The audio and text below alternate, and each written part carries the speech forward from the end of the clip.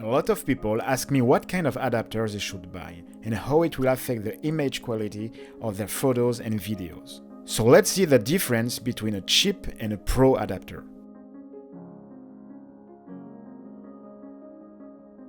First of all, let's be clear. The two adapters will have the same effects on image quality. An adapter is just a way to get a correct focus distance. What makes a real difference is the build quality of the adapter and if it can damage your camera. Here is the $5 adapter I bought on Amazon. It comes in a bubble pouch, and at first sight it looks ugly but okay. Here is a $30 adapter I bought from Kamerastor, a shop that I really like because they have the best adapters for all kinds of vintage lenses. It comes in a real box and looks cool and solid. So what are the real differences? Let's take a closer look. On the cheap adapter, the mount is covered with a thin layer of black paint.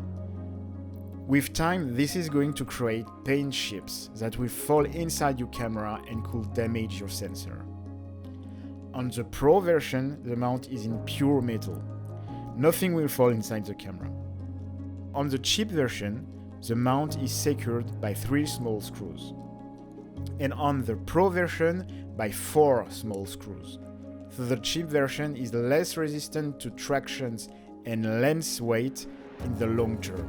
Of course, the design is a matter of taste, but the cheap version looks ugly to me and kinda amateurish.